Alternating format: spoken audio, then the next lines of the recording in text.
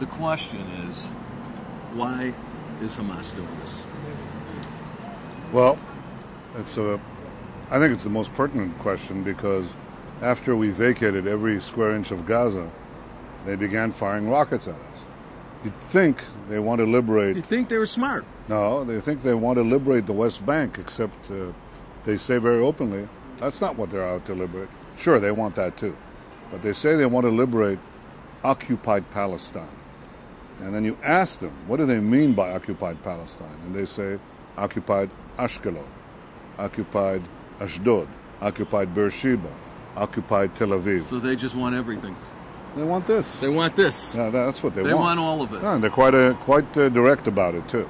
So this is a militant Islamic group committed to our destruction, backed by Iran, a militant Islamic regime committed to our destruction.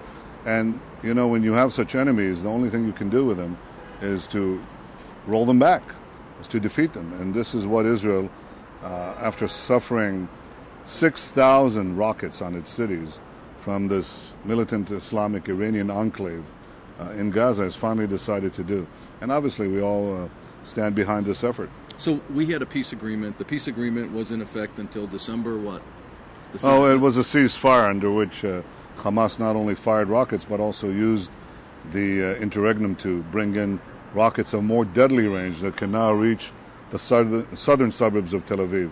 So agreements with Hamas are it's not a real are not worth the ink on which is written on the paper. It's not worth the paper. They're just not honorable. It's not worth the paper. Right. But it's also not worth the ink on the paper.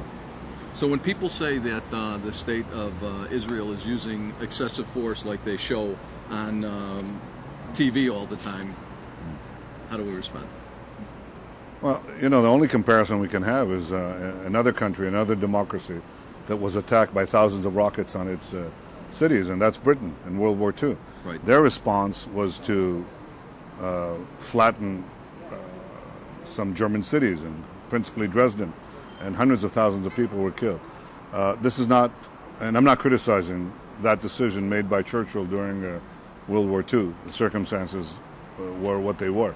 But in our case, Israel is not using a fraction of its power, including its air power. We're trying to precision target the terrorists themselves. And because they're embedded in the civilian population, which in itself is a war crime. Right. It's not only a war crime to fire on civilians, right. It's a war crime to hide behind civilians while you're doing it.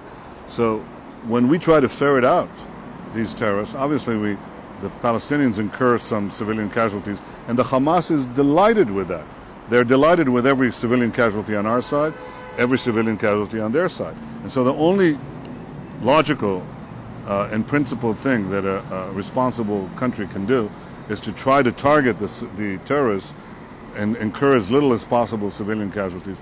And that's in fact what made Israel take the ground action today. So if we wanted to level Gaza like the British leveled right, Dresden, right. we could do that in 2 seconds. Right. But we're sending in our own soldiers, putting them in harm's way. 1 or 2 of them died today because we're trying to ferret out the terrorists and not trying to just carpet bomb civilians. Israel can't be accused. It should be commended. And civilized countries should stand behind Israel and say, we know that we can't let the terrorists get away with it. Absolutely. We cannot let them get away with it. And I think this is not just Israel's battle. It's the battle of the whole civilized world against a new form of barbarism. Thanks for your hard work. Thank you. Bye-bye. Thank you.